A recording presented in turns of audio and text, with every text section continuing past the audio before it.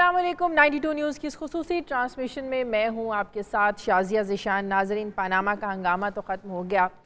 नताइज ये हैं कि ये दुनिया एक मकाफात अमल है, ये बात दुरुस्त है। और पीपल्स पार्टी कहती है कि जो नवाज शरीफ एक वक्त में बेनज़ीर भुट्टो की हुकूमत को घर भिजवाने के लिए साजिशें किया करते थे, चालें चला करते थे, आज खुद ही उनकी ताहयात नाअहली का फ़ैसला हो गया। वक्त की सितम ज़रीफ़ी ये देखें कि वो ज़ियाउल हक जिन्हें नवाज शरीफ का रूहानी बाप कहा जाता है, और वो नवाज शरीफ जिनको ज़ियाउल हक का सियासी जानशीन करार दिया जाता है, आज आइन के उसी आर्टिकल 62 और 63 के तहत उन्हें नाअहल करार दिया गया है, जिन्हें ज़ियाउल हक ने तरमीम के ज़रिए आइन का हिस्सा बनाया था। मुल्क की तारीख में एक बार फिर ख़ुद को मुल्क की तारीख ने दोहराया है, और 70 साल तारीख में कोई भी वज़ीर आज़म ऐसा नहीं गुजरा जिसने अपने पूरे 5 साल मुकम्मल किए हों।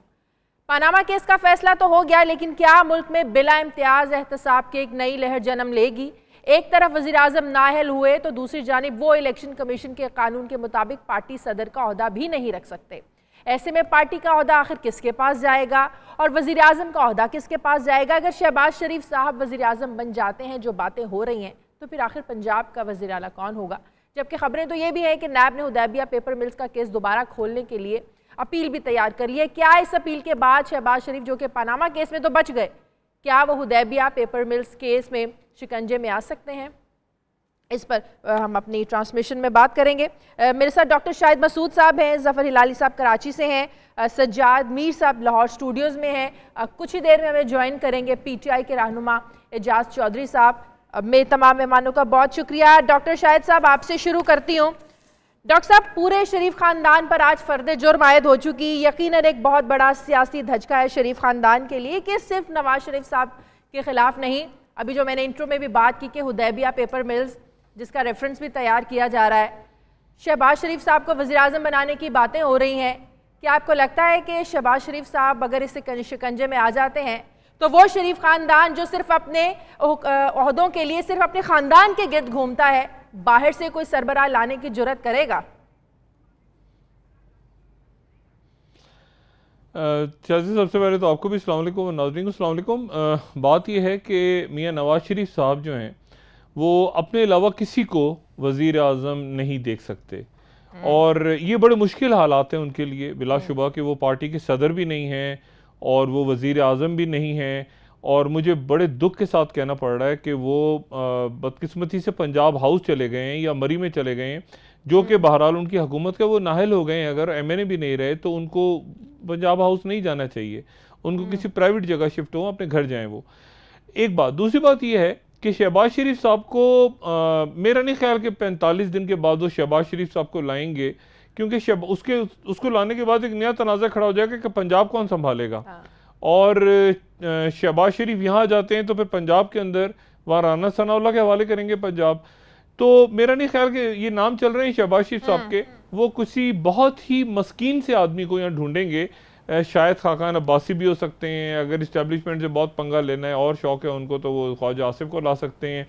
लेकिन काम जो चलेगा वो चलेगा अदल और इंसाफ और कानून का, यानी जो फैसले हैं वो बिल्कुल अदालत ही देगी। ये बिल्कुल वही सूरत हाल है जो सिंध में हम देख चुके हैं कि वहाँ मुराद अली शाह बैठे हैं, आसिफ जरदारी बैठे हैं, और वहाँ धबरदूज हो गए डॉक्टर आसिम हुसैन और अयान अली और उज़ैर बलोच। यानी काम वही होगा जो अदालत फैसला करेगी, अदालत हुक्म देगी। जो भी वज़ीर आज़म आएगा वो यही कर सकता है सिर्फ कि हुसैन नवाज साहब को एयरपोर्ट से रिसीव करे और नैब के रेफरेंसेस के लिए उनको आगे लेता जाए। मैं आपको ये भी बताऊं कि इसमें जो अदालत ने एक और बात ऐड की है, एक बात सिर्फ मैं आपको पहले बताता चलूं कि इस वक्त बहुत से लोग कह रहे हैं हुकूमत नहीं है, वज़ीर आज़म नहीं है, हुकूमत नहीं है।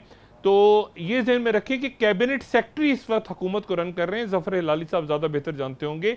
और जो ECL पे डालने वाली शख्सियत हैं, चूंकि चौधरी निसार नहीं है, तो ECL पे additional director general immigration ECL पे नाम डाल सकते हैं, और उनका नाम है जनाब वाजिद ज़िया, जो कि JIT के सरबराह जी। अच्छा, तो आपके कहने का मतलब ये है कि अगर शहबाज शरीफ में गए ना तो इमिग्रेशन में है वो जी। अगर शहबाज शरीफ साहब सेंटर में नहीं आ सकते तो ये समझा जाए कि वज़ीर आज़म के ओहदे के लिए नाम बदलेगा, चेहरा बदलेगा, लेकिन नवाज शरीफ साहब किंग मेकर का जो किरदार है वो रायविंड से बैठ के वो प्ले करते रहेंगे। वो आसिफ जरदारी होंगे। बिल्कुल यहाँ पर वो कोई राजा परवेज अशरफ, कोई गिलानी, कोई भी आ जाए और फौरन ही पिटीशंस आ जाएंगी। ये मेरे ख्याल से ममनून हुसैन साहब, देखिए एक सबसे बड़ी गलती क्या की है, अगर ये नाहल ना होते, इस्तीफा दे देते, तो आईनी तौर पे सदर मुमलिकत ये कह सकते थे कि जब तक नया वजीर आजम या कायदे ईवान मुंतखब नहीं होता आप अपने फराइज सर अंजाम देते रहें। लेकिन चूंकि फौरन ही अदालत ने नाहल करार दे दिया, और ताहयात इसलिए ताहयात का उसमें जुमला इसलिए आ रहा है कि अदालत ने मुद्दत नहीं रखी। मैंने अभी यूसुफ रजा गिलानी का जो नाहली का ऑर्डर था वो देखा, उसमें 5 साल उसमें मुद्दत लिखी है। ये बिल्कुल ऐसे ही कि डॉक्टर शाहिद को उठा के जेल में डाल दो, तो यानी वो हमेशा के लिए टल गया ना, डॉक्टर शाहिद को पता ही नहीं कितने।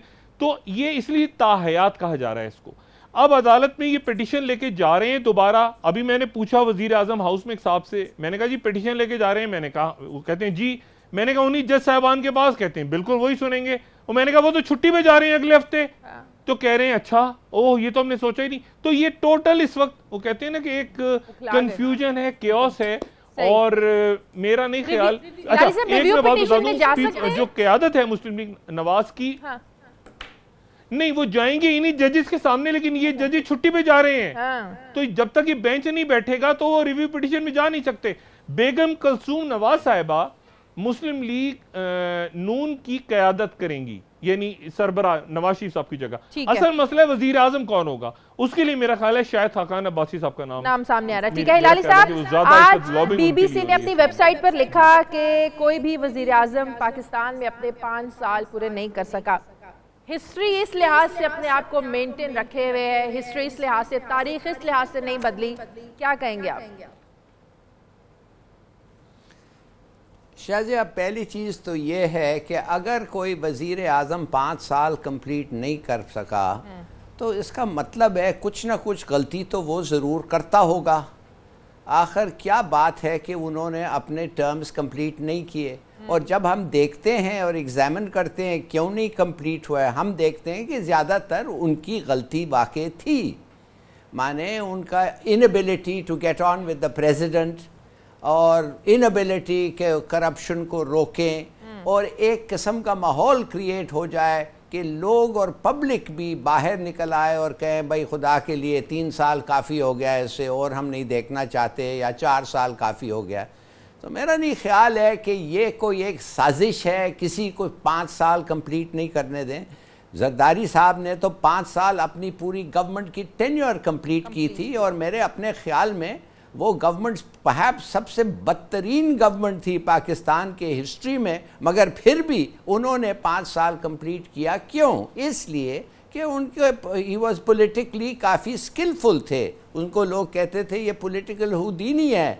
जो मिसाल जो की प्लेयर्स थे, मिसाल के तौर पे जब सुना ये है कि जब कियानी साहब उनके पास आए और उन्होंने कहा कि भाई वज़ीरिस्तान में जो हमारे लोग लड़ रहे हैं प्रेसिडेंट, मेरे ख्याल में उनको 30% एक्स्ट्रा सैलरी मिलना चाहिए, तो जरदारी साहब ने उनको देख के कहा नहीं, नॉट 30%, 100%।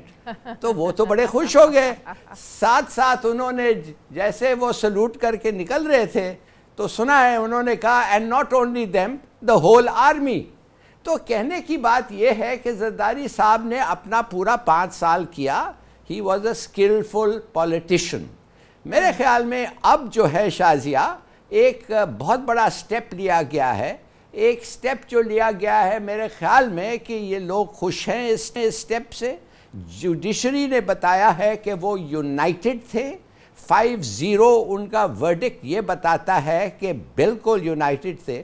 और साथ साथ उन्होंने प्रेसिडेंट को जाते जाते कह दिया कि प्रेसिडेंट साहब अब आप अपना आप जमहूरियत बनाए। And it's very simple. President साहब नॉमिनेशन लेंगे मेजर पार्टी के साथ, मगर मेरा ख्याल ये है कि थोड़ा सा मामला उधर गंभीर इसलिए होगा कि जो भी नॉमिनी आया, मैं नहीं समझता उनको वोट ऑफ कॉन्फिडेंस अपने पार्टी से मिलेगा।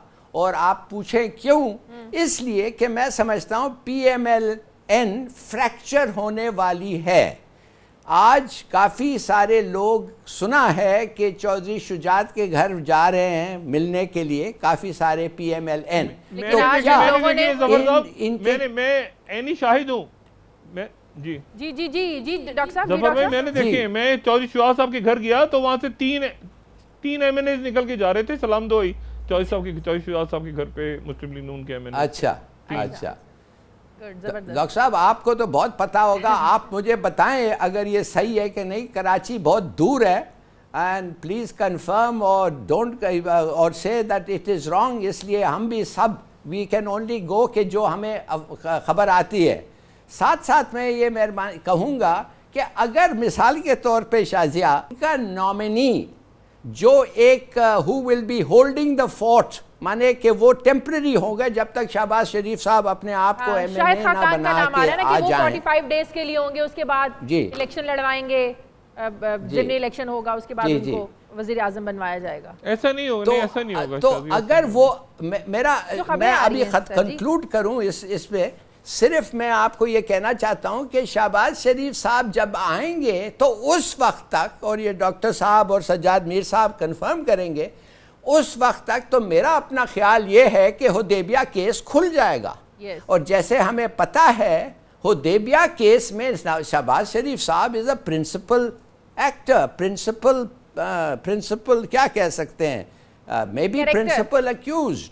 तो जी हाँ, तो अगर वो खुल जाए तो इसके माने क्या होगा शाजिया, इसके माने ये होगा कि ना हम शायद वो एग्री कर सकें कि जो PML का नॉमिनी है, और फिर प्रेसिडेंट को वेदर ही लाइक्स इट और नॉट, इसलिए कि अगर कोई पार्टी भी इतना मेजॉरिटी वोट ना ला सके तो फिर शाजिया असेंबलीज डिसॉल्व होंगे, और जब असेंबलीज डिसॉल्व होंगे फिर हमें पता है कि इंटरिम गवर्नमेंट और ये सब चीज़ें फिर होंगे। सज्जाद मीर साहब, इजाज़ चौधरी साहब ने ज्वाइन किया, बहुत शुक्रिया, आपसे मैं बात करती हूँ ज़रा।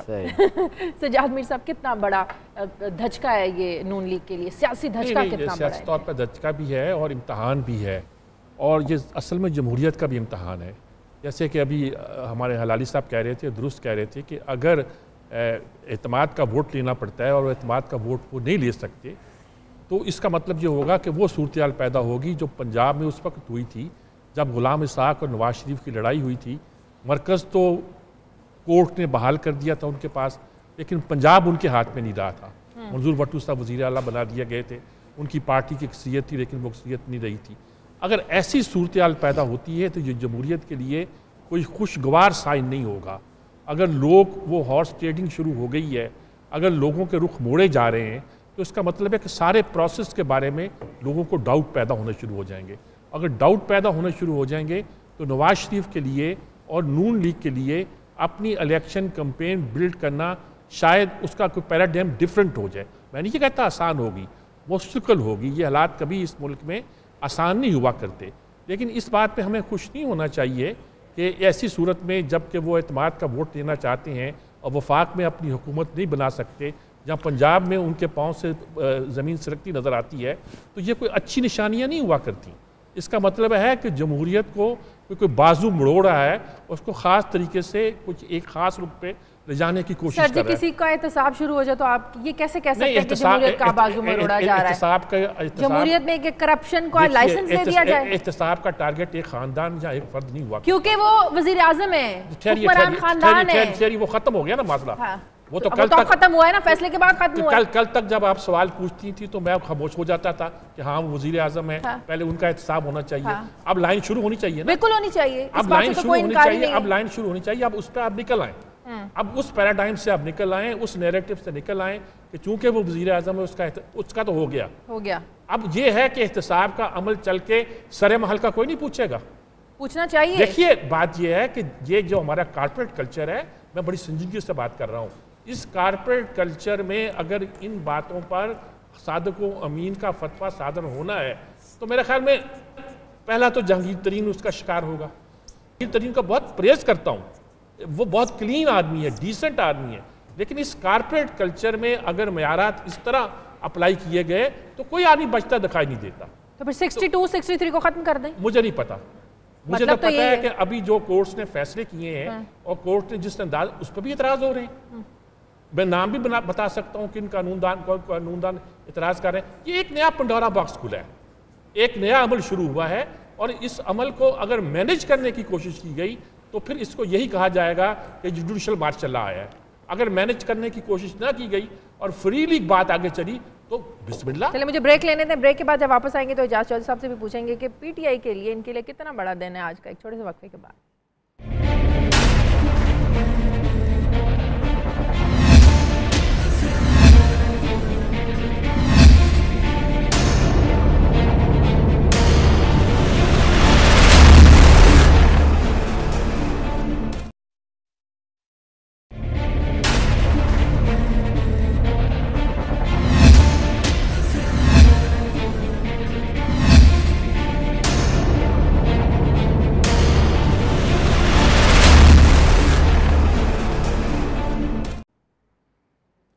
ब्रेक के बाद खुशामदीद जायसवाल साहब, कितनी मिठाई खाई है आपने, कितना बड़ा दिन है? बहुत ज़्यादा पूरे पाकिस्तान में जगह जगह, हर गली और मोहल्ले के अंदर, हर गांव और गोट के अंदर लोगों ने मिठाई खाई है और उन्होंने इस खुशी का इजहार किया है कि पाकिस्तान के अंदर सिर्फ आम और गरीब आदमी के ऊपर ही कानून की लाठी नहीं बरसती, बल्कि जो ताकतवर लोग हैं वो भी इंसाफ और कटहरे में लाए जा सकते हैं, और इंसाफ जो है सबके साथ होना चाहिए। मेरा ख्याल है पाकिस्तान की 70 साल की सियासी तारीख़ के अंदर किसी बड़े आदमी को आज तक मैंने नहीं देखा, यानी अपनी होश की सियासी ज़िंदगी के अंदर अगर कोई कुछ दिन के लिए काबू भी आया ना, तो उसके बाद पूरा जो इर्द गिर्द का पैराफर्नीलिया है उसको बचाने पे लग जाता है। मसलन मैं आपको 2-3 मिसालें हैं सामने। एक वो कराची के कत्ल हुए थे, एक कांजू का बेटे ने लाहौर में कत्ल किया था, और इस तरह के और कत्ल। जब वो कत्ल हो जाता है तो एकदम जो प्रेशर है वो बड़े लोगों को गिरफ्तार कर लेता है, लेकिन उसके बाद बच्चियों की माएँ सुप्रीम कोर्ट में जाके कह देती हैं कि जी मेरी बेटियां हैं, इंसाफ नहीं मिला।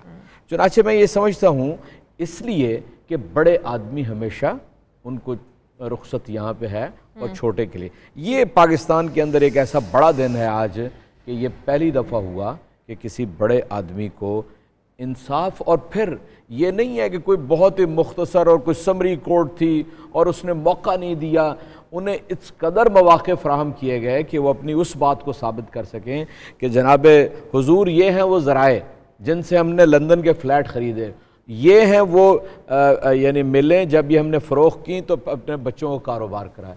सिंपल, उन्होंने खुद कहा था ना, हमने तो नहीं कहा था।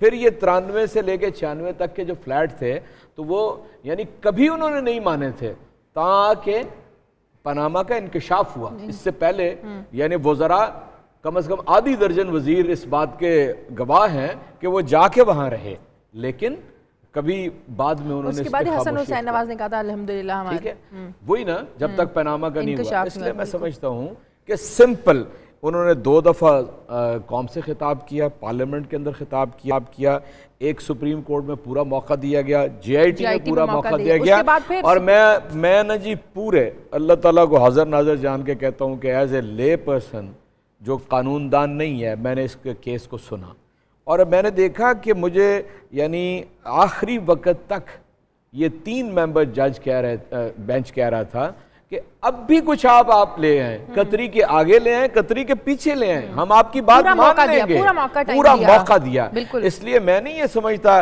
कि कोई ये कह सके कि जनाब ये इख्तलाफी फैसला है, कोई ये कह सके कि जनाब इंसाफ के तकाजे पूरे नहीं हुए, कोई इन्वेस्टिगेशन नहीं हुई। सारे तकाजे इंसाफ के पूरे हुए, इन्वेस्टिगेशन हुई और उससे थ्रू हुई। मैं आपको एक बात बताता हूँ, अभी तो सिर्फ यानी ये आए हैं ना उनके रिपोर्ट 10 वॉल्यूम के अंदर, अगर कोई और आगे बढ़ेगा तो सुप्रीम कोर्ट किसी वक्त तक इजाज़त दे दे, जो उनकी वीडियो रिकॉर्ड की हुई है ना उसके अंदर जो कुछ हुआ है वो आपको पता चल जाएगा कि कितना ताउन जाके इन्होंने किया, अपनी इन्वेस्टिगेशन के साथ कितना ताउन किया। इसलिए मैं समझता हूँ कि ये कहना कि इंसाफ के तकाजे पूरे नहीं हुए, देखें यहाँ पर पाकिस्तान के अंदर लोगों के फिक्स्ड आइडियाज़ हैं। मतलब ये जो एक आपने जिक्र किया खातून वकील हैं बड़ी नामवर, उनके तो कुछ आइडियाज़ फिक्स हैं, वो भारत के साथ मोहब्बत का ताल्लुक रखना चाहती हैं, वो इस मुल्क के अंदर इस्लाम के नाम पे कोई काम नहीं होने देना चाहती, वो पाकिस्तानियत के ऊपर पूरी तरह उनकी यकीन नहीं है, इसलिए उन लोगों को आप कभी समझा नहीं सकते। लेकिन इस कौम के 95% लोग इस बात को समझ गए हैं कि आज अगर ये आगाज़ हुआ है तो इसको आगे बढ़ना होगा। तहरीक इंसाफ, मैं आपको पूरी जिम्मेदारी से ये बात कहता हूँ कि हम इससे आगे बढ़ेंगे, इसे यहाँ पर समझ के कि हमारी आज बड़ी जीत हो गई ना। हमने कहा है, हमने ये नहीं कहा कि नवाज शरीफ के साथ हमारी कोई ज़ाती दुश्मनी थी, हमने ये नहीं बिल्कुल वाज़ेह तौर पे कहा कि कोई तकब्बर, कोई गुरूर, कोई इस तरह तमकना थमके कि हमने बड़ा मार्का मार लिया। भी तो आगाज़ हुआ है इसके बाद। और मैं ये अर्ज़ करना चाहता हूँ आपको कि मुझे इस बात का जिक्र ज़रूर करना है। गुज़श्ता शाम को जब चौधरी निसार ने यह तकरीर की, उसने कहा मैं और नवाज शरीफ और 2 और लोग जानते हैं मुल्क जिस खतरनाक सूरत हाल से है। मैं ये कहता हूँ कि ये किस तरह के हुक्मरान हैं, अपनी कौम को एतमाद में नहीं लेते, आम एतमाद में नहीं लेना, पार्लियामेंट को एतमाद में लेना, कोई इन कैमरा सेशन कर दें, फिर कोई खुदा न हादसा हो गया तो किसी ने उसने जिक्र किया उस बात का। मैं ये समझता हूँ कि ये इस काबिल ही नहीं है, यानी इनका माइंडसेट ही इस तरह का नहीं है कि ये हालात को अपने काबू में रख सकें और अपने मफादात, ज़ाती मफादात बरसों के ऊपर मुहीत, दिहाइयों के ऊपर मुहीत है इनके ज़ाती मफादात, उनको किसी तरह तज के ये मुल्क और कौम के लिए कुछ सोच। ठीक है डॉक्टर साहब, आज ख्वाजा साद रफीक ने कहा कि जब एटमी धमाका किया गया उसकी भी हमें सजा दी गई और अब CPAC की आज हमें सजा दी गई है। तो बात ये 99 के बाद जब मुशर्रफ साहब आए उन्होंने तो कोई एटमी प्रोग्राम रोल बैक नहीं किया, या अब आपको लग रहा है कि CPAC खत्म हो जाएगा या CPAC के खिलाफ अब ये साजिश है? ये आप शाजिया, पहले तो मैं इजाज चौधरी साहब से थोड़ा सा इख्तलाफ करूंगा। ये हमारी कौम, बड़ा लोग किसे कहती है? बड़ा आदमी कौन है?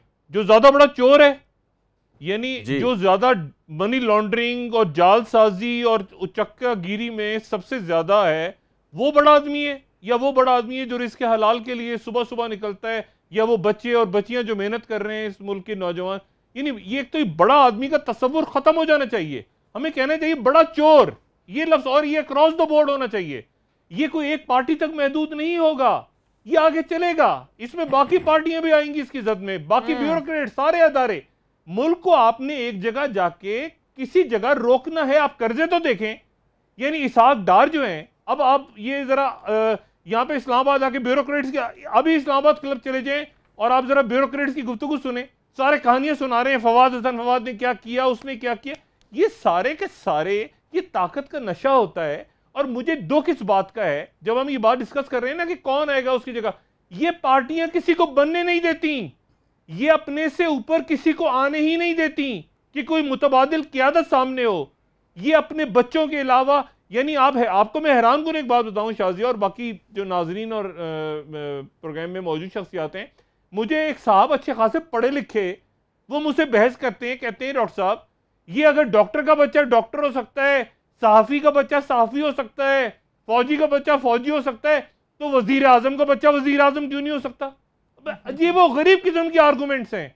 और मैंने उससे कहा, मैंने कहा जी वो डॉक्टर का बच्चा पढ़ता है तो डॉक्टर बनता है, ये आप पैदा होते ही अगला वजीर आजम, उसके घर बच्चा पैदा हो गया, उसका ये हो गया, ये किस किस्म के लोग हैं? और फिर आप जो बात करी साजिश की, आप जरा वो अडियाला जेल या किसी जेल चली जाएं, वो आप पढ़े होंगे, वो 8-8, 10-10 कत्ल किए हुए, चोरी किए हुए मुजरिम, सजाएं हुई, आप उससे पूछें कि क्या हुआ है, वो कहेंगे मेरे चाचा ने साजिश की जी, मैं तो कुछ नहीं किया किता जी, और मेरे मामे ने साजिश की। ये साजिश की कहानी रखें साइड पे, ये बताएं कि पैसा चोरी हुआ ही नहीं हुआ, मनी लॉन्ड्रिंग हुई है, और सबने की, जिस पार्टी ने, पब्लिक, ये नहीं कि एक खानदान तक बात होगी, तमाम जमातों में जहां जहां लोग बैठे हैं, जो ब्यूरोक्रेट्स हैं, बाकी अदारे, किसी एक जगह मेगा करप्शन को आप नहीं खुलने दे रहे। वो नए वाला खड़ा होता है, आप कहते हैं उसकी नाखून काट देंगे, उसकी हजामत कर देंगे, ये कर देंगे, वो कर देंगे। वो आज बिल्ली की तरह खड़े हुए थे, नए वाले रेफरेंस तैयार करेंगे हम अगले हफ्ते।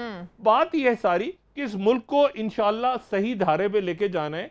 जमहूरियत, अदालत कह रही है कि जमहूरियत से नहीं हटना, तो फिर यानी अदालत अपने हुक्मनामे में कह रही है कि जमहूरियत से चलना है आगे, ऑर्डर पास कर रहे हैं वो कि कोई बात ऐसी नहीं होनी चाहिए जो डीरेल हो।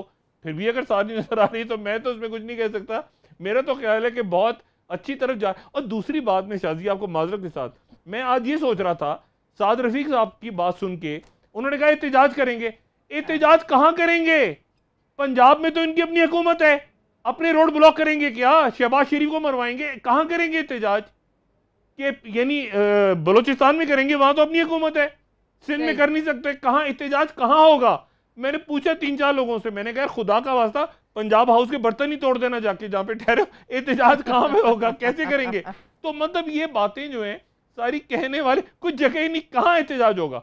तो मुल्क सुकून से है और जमहूरी रास्ते से आगे चलेगा। अल्लाह खैर से। हिलाली साहब, इसमें चोरों को और बराह करम ये बड़ा बड़ा बड़ा बड़ा आदमी कह रहा बंद करें, बड़ा चोर का लफ्ज़ इस्तेमाल करें, बस। थोड़े से अल्फाज हम जरा सोच समझ के इस्तेमाल कर ले तो बेहतर है। हिलाली साहब, चौधरी निसार के गिले शिकवे तो कल हमें नजर आ गए ना, आज ख्वाजा आसिफ यहाँ नहीं है, तलाल चौधरी यहाँ पे नहीं है। हिलाली साहब, सिराजुल हक साहब अमीर जमात इस्लामी वो हमारे साथ है, फिर मैं आपसे सवाल करती हूँ। अस्सलाम वालेकुम सिराजुल हक साहब। वालेकुम अस्सलाम। सिराजुल हक साहब, कितना बड़ा दिन है आपके लिए, आपको भी हमने देखा सुप्रीम कोर्ट मुसलसल आप जाते रहे, पीटीआई के साथ आप लोग शामिल रहे। आप कह सकते हैं कि आज के दिन को तारीख हमेशा याद रखेगी, 28 जुलाई 2017? वैसे मैं आज भी जज्बाती नहीं हूँ और मैं समझता हूँ कि कानून की बालादस्ती हो, आईन की बालादस्ती हो, और उसका तकाजा यही है कानून सबके लिए बराबर हो।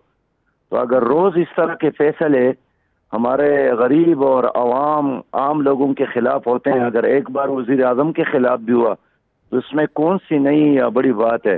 क्योंकि हमारा माशरे में हमारा रिवाज और रिवायत यही है कि कानून हमेशा बड़ों के सामने बेबस होता है और आम आदमी के लिए बहुत तकड़ा और पहलवान। तो ये आज का फैसला हमें अजीब लगता है, लेकिन एक महज़ब और जमहूरी सोसाइटी का तो ये एक हुस्न है कि वहाँ कानून सब पर इफ़लाई हो। सिराजुल हक साहब, आप समझते हैं कि एहतसाब का अमल अब यहाँ नहीं रुकना चाहिए और ना ही रुकेगा? पनामा केस में और जिन 399 लोगों के नाम शामिल है क्रॉस दी बोर्ड, अब सबकी अकाउंटेबिलिटी होनी चाहिए, सबको इस दायरे में आना चाहिए। सिस्टर, सुप्रीम कोर्ट का फैसला सुना तो मैंने बाहर मीडिया के सामने यही बात की कि ये मंजिल नहीं है, बल्कि ये मंजिल की तरफ एक कदम है। और अभी बहुत सारे और ऐसे पर्दानशीन हैं जो हिज़्ब इख्तिदार में भी है और हिज़्ब इख्तिलाफ में भी है, ब्यूरोक्रेट्स में भी है, जजेस में भी है और बाकी इदारों में भी है, जिनके नाम पनामा स्कैंडल में शामिल है, जिनके नाम गैर कानूनी ऑफशोर कंपनियां बनाने में वाले उनमें शामिल है, और जिन्होंने गैर कानूनी कर्जे लिए हैं और माफ करवाए हैं उसमें शामिल है। तो इन सब लोगों का एहतसाब की तरफ अगर हमारी अदालत आगे बढ़ती है और एहतसाब का निज़ाम मौसर हो जाता है तो मैं समझता हूँ कि आज का फैसला तारीखी होगा। लेकिन अगर ये सलसल इसी जगह पर रुका तो लोग इसको एक सियासी तासुब के तौर पर लेंगे। तो मेरा डिमांड और मुतालिबा यही है कि अब हमें आगे बढ़ना है और बाकी जो लोग हैं जो पर्दानशीन हैं उनका ताक़ुब भी करना है।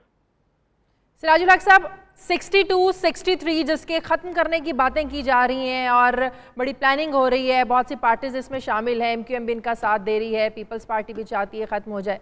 आपकी जमात सपोर्ट करती है कि 62, 63 को ख़त्म किया जाए? 62 और 63 ये तो आप समझे कि एक आईना है जिसमें इंसान को अपने चेहरे पर मौजूद दाग नजर आते हैं। तो ये लोग उस आईने को तोड़ने की बजाय अपने चेहरे के दाग के साफ नहीं करते हैं। सिस्टर, आप देखें ना, जो यूरोपीय ममालिक हैं जहाँ के ये लोग मिसालें देते हैं, वहाँ भी वो उनके कवानीन और उनके आईन में ये चीज़ होती है कि हमारा जो लीडर होगा उसका नाम वजीर आज़म हो, सदर हो या चांसलर जो भी हो, वो सादिक होगा, वो अमीन होगा, वो दियानतदार नहीं होगा। तो अगर एक गैर मुस्लिम माशरे में वहाँ का लीडर सादिक और अमीन होता है तो हमारे माशरे में हमारा लीडर सादिक और अमीन क्यों नहीं होना चाहिए? तो बजाय इसके कि अपना इस्लाह कर ले, इन्होंने 62-63 को तजावुज़ात करार देकर इसको ख़त्म करने का अज़म किया। लेकिन हमारा ऐलान ये है कि इंशाअल्लाह हम इसके तहफ़्फ़ुज़ को यकीनी बनाएंगे और हम हर कीमत पर इसका हिफाजत करेंगे। अवाम हमारे साथ है और अवाम का मुतालिबा यही है कि 62-63 पर जो पूरा उतरे वही हमारा वज़ीर आज़म हो। ठीक है, बहुत शुक्रिया सिराजुल हक साहब। आपका ट्रांसमिशन का सिलसिला जारी है, मुझे एक ब्रेक लेनी है, वापस आते हैं एक ब्रेक के बाद।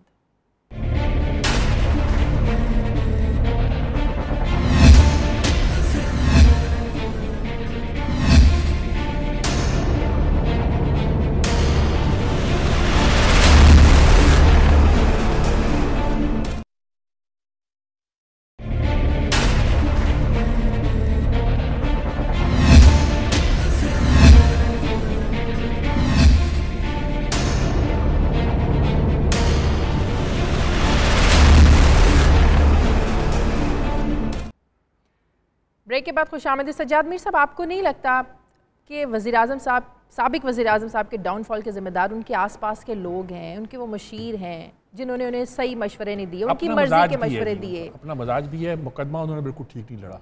ठीक नहीं लड़ा? ठीक नहीं लड़ा, ठीक है। सच्ची बात तो है, मुकदमा ठीक लड़ा। जो असल बात जो पिंच करती है ना, वो एक और बात है। अभी जो साहब कह रहे थे और दुरुस्त कह रहे थे कि भाई लाजमी है कि बड़े आदमी को सजा ना मिले, और डॉक्टर साहब ने बड़ी वजाहत की कि बड़े आदमी बड़ा चोर को या कुछ को, ठीक बात है। लेकिन मैं दूसरी बात एंगल बयान करना चाहता हूँ जिससे मैं चिढ़ता हूँ, वो ये है कि लाजमी है कि सियासतदानों को सजा मिले। आप कहोगे ये कैसे हो सकता है? जब पाकिस्तान बना था तो पहला ही कानून एहतसाब का पास हुआ था 49 में, और लियाकत अली खान ने पास किया था। अयूब खोड़ो पहले इसका शिकार हुए थे। कभी प्रारदा, पता नहीं क्या क्या नाम थे, कभी इतने लोग निकाले गए, कभी उतने लोग निकाले गए, किसी पर 7 साल की पाबंदी, किसी पर 5 साल की पाबंदी, सबके करप्शन के इल्ज़ामात। ज़ियाउल हक आया तो उसने वली खान तक ने नारा लगाया, पहले एहतसाब फिर इंतखाब, पहले एहतसाब फिर इंतखाब। अच्छा, हमारे यहाँ जब पकड़े जाते हैं तो सियासतदान पकड़े जाते हैं। ये जो ब्यूरोक्रेट लूटते हैं, मैं बाकी नाम नहीं लेता क्योंकि सियासी हो जाती हैं कि आप जजेस के नाम ले रहे हैं, आप जजेस जनरल्स के नाम ले रहे हैं, आप जर्नलिस्ट के नाम ले रहे हैं। लेकिन ये है कि ये एक टारगेट हमने इस क्लास को भी किया हुआ है। इनका कसूर है, ये नहीं कि इनका कसूर नहीं है, इनमें बहुत भले लोग भी हैं। लेकिन ओवरऑल चूंकि मुल्क का पूरा निज़ाम इनके हाथ में होता है तो इनके साथ बड़े मसाइल पैदा होते हैं। अब जब ये एक बात आई है, मैंने एक बात कही थी, अलबन उसको आज की जो फ़ज़ा में नहीं देखा जाएगा कि ये कॉर्पोरेट कल्चर के जितने लोग हैं ना जी, इनकी बददियानती, ये सरमायादाराना निज़ाम जो है, इसके अंदर रहने वाला हर कारोबारी जो कारोबार करता है उसी तरह की करप्शन करता है। हम निज़ाम को बदलने की बात ही नहीं करते, सोचते नहीं इसका क्या किया जाए, ठीक है, और कैसे किया जाए। बहरहाल ये सारी चीज़ें हैं जो हमारी इस डेमोक्रेटिक ठीक है, मैंने आपकी बात सुन ली। लेकिन बात यह है कि अवाम वोट सियासतदानों को देते हैं, ठीक है, अवाम को जवाब दें, ठीक है। आपके जर्नैल किसके नीचे हैं, आपके ब्यूरोक्रेट्स किसके नीचे हैं, आपके सुप्रीम कोर्ट, आपके जजेस किसके नीचे हैं? उनका एहतसाब करना हुकूमत का काम है। देखिए, बात सुने, मेरी बात सुने, हुकूमत का काम ये मैं इस पे बहस नहीं करना चाहता। सर, आपने बात की। नहीं, मैं आपसे कहता हूँ कि ये हुकूमत के बस में है। हुकूमत के बस में नहीं? किसी जज का एहतसाब कर सकती है? क्यों नहीं कर सकती? जर्नैल का छोड़ दीजिए, सिर्फ रेफरेंस भेज सकती है, फैसला उसे खुद करना है। देखिए, ये सारी बातें हम करने की हैं, और अमली तौर पर हमें ये, मैं नहीं ये कहता कि ये सियासतदानों का कोई कसूर नहीं है, मैं ये नहीं कह रहा। मैं ये कह रहा हूँ कि ये सारा टारगेट, एहतसाब बिल क्यों पास नहीं होता? सियासतदान कहते हैं जजेस का आप एहतसाब जज करते हैं, जर्नैलों का जर्नैल करते हैं, या फौजियों का जर्नैल करते हैं। पार्लियामेंटेरियन का एहतसाब करने के लिए आप कानून पास करें, तो पार्लियामेंटेरियन ब्यूरोक्रेट्स का क्यों नहीं करते आप? कौन करे? वो कहते हैं फिर हम उसको उनका हिसाब हम करेंगे। वो यही कहते हैं पार्लियामेंटेरियन का हिसाब नहीं। सज्जाद भाई, जी डॉक्टर साहब कुछ कहना। जी डॉक्टर साहब, जी डॉक्टर साहब, जी नहीं, सज्जाद भाई बिल्कुल ही बात दुरुस्त कह रहे हैं। और इसीलिए मुझे आप ये बताएं ना, ये प्रॉब्लम खड़ा यही हुआ कि जब नैब का दायरा, आप मुझे बताएं सज्जाद भाई, जब नैब का दायरा पार्लियामेंट ने लीडर ऑफ द हाउस और लीडर ऑफ द ऑपोजिशन ने बना लिया, उसमें क्या तय हुआ? उसमें तय ये हुआ कि जी ना आप मुझे छेड़ेंगे ना मैं आपको छेड़ूंगा। यही तो सारी मुसीबत है, यही मुसीबत है। डॉक्टर साहब, ये जो एहतसाब बिल, डॉक्टर साहब एहतसाब बिल पड़ा हुआ है, पास नहीं होगा। इंडिया में लोकपाल बिल पड़ा हुआ है, अन्ना हजारे बाहर बैठा हुआ है, पास नहीं होगा। ये एक दूसरा फिनोमिना है। यानी कि एक तरफ तो हम कहते हैं ना जी कि एहतसाब सिर्फ आप इनका करते हैं, दूसरी तरफ ये कहते हैं ये पास ही नहीं होने देते बिल। ठीक है, हिलाली साहब कुछ कहना चाह रहे हैं। हिलाली साहब, देखिए, ये बड़ा अच्छा इंटरेस्टिंग डिस्कशन है, और मैं डॉक्टर साहब ने जो कहा था उस मामले को मैं उठा के थोड़ा और दूर ले जाना चाहता हूँ। मैं समझता हूँ डॉक्टर साहब को कोई ज़रूरत नहीं थी क्या कहते हैं अपोलोजाइज़ करने, वो बिल्कुल सही कह रहे थे, बिग मैन।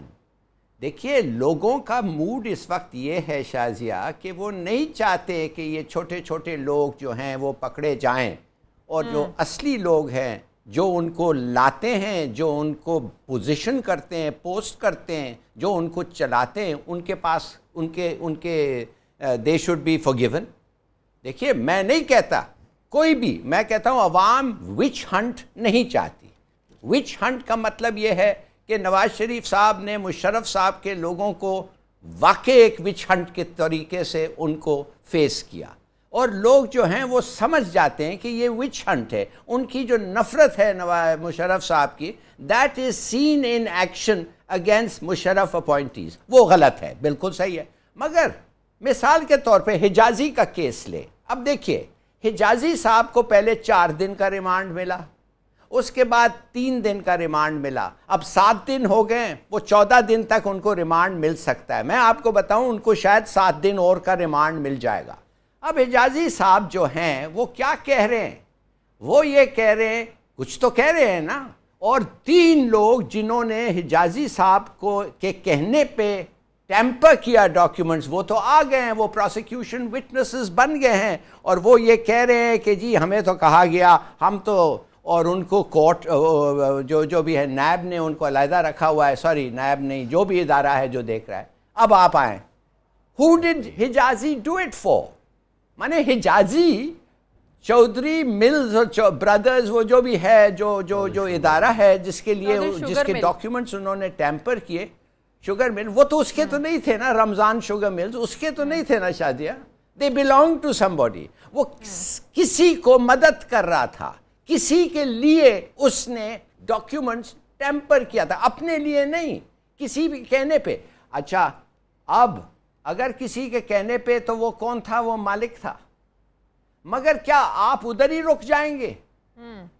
नहीं, आप देखेंगे who is the owner. So what I am saying to you is, बहुत जरूरी है कि हमारा ऐसा इन्वेस्टिगेशन सिस्टम होना चाहिए शाजिया कि इट गोज राइट फ्रॉम जिधर शुरू हुआ राइट टू द एंड। और जो डॉन बैठा हुआ है ऊपर, वो जो कंट्रोल कर रहा है, उसको तो कभी होता ही नहीं। जी सर, जी सर, जी सर, जी डॉक्टर साहब, मुझे एक पॉलिटिशियन का नाम बताएं जिसको करप्शन में आज तक 70 सालों में सजा हुई है, इनाम नहीं मिला।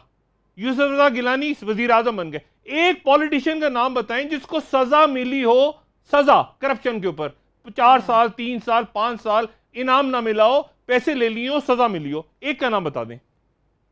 तो अब भी नहीं मिली सजा तो। एक पॉलिटिशियन का एक का नाम बता दें। किसी को नहीं मिली, किसी को, किसी, मुझे एक, वो जेलों में जाके अमीर हो जाते हैं, अरब खरबपति। किसी एक को सजा मिली हो तो बताएं आप। पैसा लिया हो, सजा दी हो, नहीं, कुछ नहीं। जेलें काटी हैं, जेल काट के सदर बन गए, जेल काट के वजीर बन गए, वजीर आजम। 2 मिनट के बाद मुझे ब्रेक लेने जाए। पनामा का हंगामा बहुत ही मुख्तसर बात करता हूं। एक और इस सवाल का भी जवाब दें। अब अवाम ये जानना चाहते हैं, जिस तरह पनामा का केस आगे लेकर चलें, ये तो खत्म हो गया, अब आपकी सारी जो तवज्जो है वो 2018 के इलेक्शन पर होगी, उसकी तैयारी में लगेंगे आप? देखिए, मैं आपसे पहली बात रिपीट कर रहा हूँ, मैंने पहले भी कही है कि जिस काम को हम लेकर चले हैं ना पाकिस्तान के अंदर, जो लोग साहिब इक़्तिदार हैं उनके एहतसाब का, ये है असल एजेंडा तहरीक इंसाफ का। इमरान खान 20 मरतबा बता चुके हैं कि 21 बरस में इसी बात के लिए जद्दोजहद करता रहा हूँ कि जो कानून की बालादस्ती है वो दर हकीकत तमाम के ऊपर होनी चाहिए। तो ये तो हमारी ज़ाहिर है ऑन गोइंग एक कैंपेन है जो जारी रहेगी, और इसमें पनामा के लोग, दीगर सारे लोग, ये सब लोग इसके अंदर आएंगे। ये हमारा इस हदफ से हम किसी सूरत में पीछे नहीं हट सकते, इसलिए कि यही हमारी प्राइड है और यही कौम को नज़र आया है कि तहरीक इंसाफ ये काम कर सकती है। और मैं एक और बात आपको कहना चाहता हूँ, बहुत अच्छा हुआ इमरान खान के ऊपर जितना मुकदमे उन्होंने डाल दिए हैं, वो भी साथ ही या साफ हो जाएगा या सजा हो जाएगा, फारिग हो जाएगा। इसलिए मैं समझता हूँ कि तहरीक इंसाफ दूसरी सियासी पार्टियों की तरह नहीं है। वो तो पहले दिन जब उसने कहा कि मैं नवाज शरीफ को एहतसाब के लिए कहता हूँ, उसने कहा मैं अपने आप को भी TOR से ये बात शुरू कर दी थी कि मैं अपने आप को साथ शामिल करता हूँ। मुझे ब्रेक लेनी है, 1-2 फिक्रें हैं, कह दूं आपकी ब्रेक से। अभी हमारी ट्रांसमिशन चल रही है सर जी, ये साथ ही है, ट्रांसमिशन का सिलसिला जारी है। वापस आते हैं एक छोटे से ब्रेक के बाद।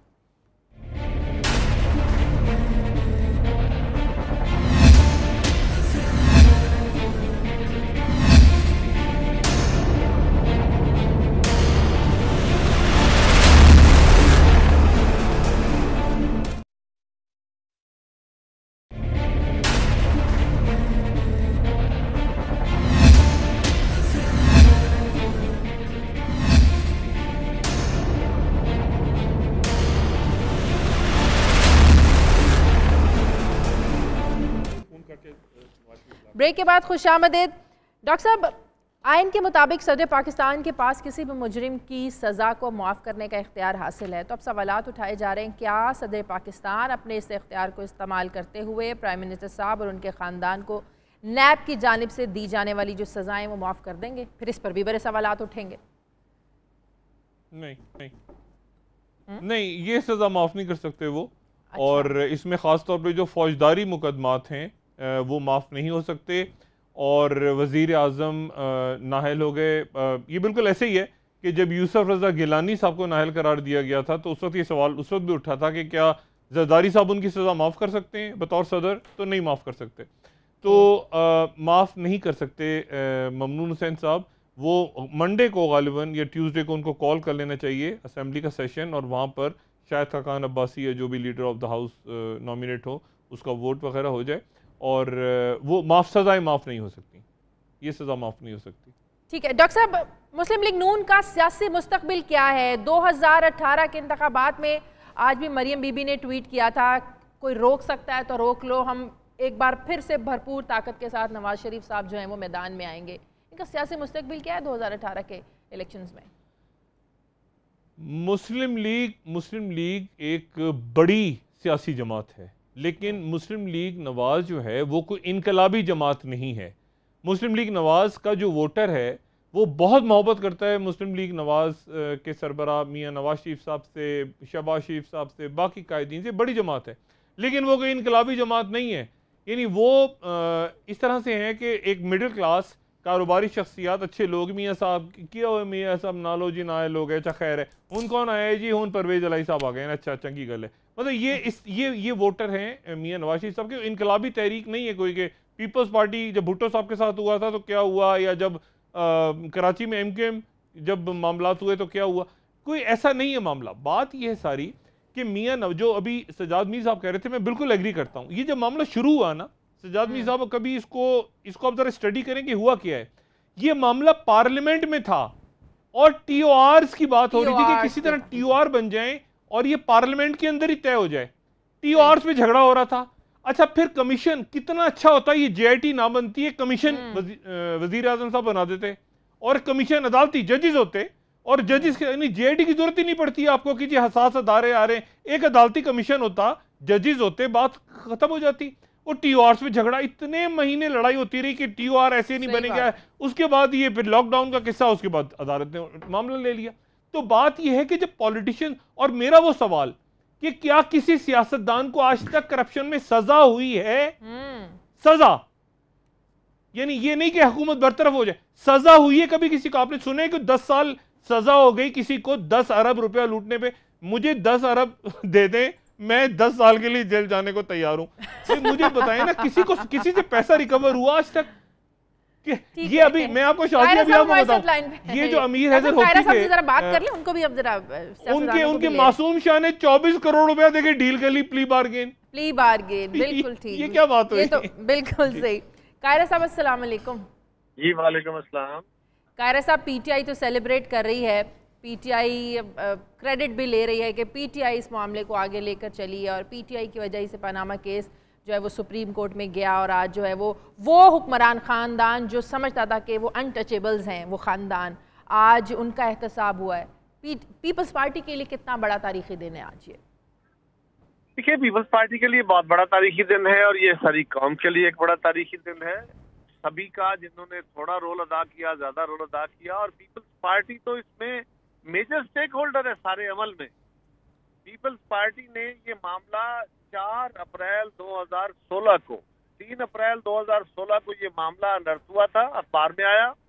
4 अप्रैल 2016 शहीद जुल्फ़िकार अली भुट्टो की बरसी, गड़ी खुदाबख्श, जलसा आम और चौधरी एतजाज हसन, उन्होंने वहां पे ये कहा कि मियां नवाज शरीफ, तुम्हारा पनामा में नाम आया है, तुम्हारी ऑफशोर कंपनीज हैं, इसका हिसाब दो, वरना तुम्हारी उल्टी गिनती शुरू हो जाएगी। ये बात जरा गौर कीजिए। और उन्होंने गिनती गिनी। उसके बाद हमने और बाकी सारे मीडिया ने, सारी जमातों ने इस पे शोर किया। गवर्नमेंट ने कहा जी अपोजिशन तो इकट्ठी नहीं है, ये हमसे मुतालबे कर रहे हैं। आप मीडिया भी कर रहा था, लेकिन अपोजिशन को कह रहे थे। अपोजिशन ने ये इकट्ठा करके, शाह महमूद साहब ने, PTI ने कोशिश की कि अपोजिशन इकट्ठी हो, अपोजिशन इकट्ठी नहीं हुई। पीपल्स पार्टी की तरफ से सैयद खुर्शीद शाह साहब, चौधरी इत्तेजाज हसन साहब और नवीद कमर साहब की कमेटी बनी। ये सारी अपोजिशन के पास गए, अपोजिशन को इकट्ठा किया, चौधरी साहब के घर मीटिंग की और हमने गवर्नमेंट को कहा कि ये सारी अपोजिशन बैठी है, आओ देखो और हमारा मुतालबा मानो, अब बनाओ कमीशन। उसके बाद गवर्नमेंट ने कहा ये TORs नहीं बना सकते, हमसे TORs की बात करते हैं। हमने कहा ये हम फिर बैठे, हमने मुतफिका तौर पे TOR बनाए चौधरी इत्तेजाज साहब की क़यादत में। फिर TOR हमने देखे, गवर्नमेंट को कहा ये TOR पड़े हैं, आ जाओ। गवर्नमेंट ने एक खत लिखा सुप्रीम कोर्ट को कि एक कमीशन कॉन्स्टिट्यूट किया जाए। हमारा मौक़िफ़ था कि कमीशन नहीं बनना चाहिए मौजूदा कानून के तहत। मौजूदा कानून के तहत अगर कमीशन बनेगा तो वो कमीशन टूथलेस होगा, बेकार होगा।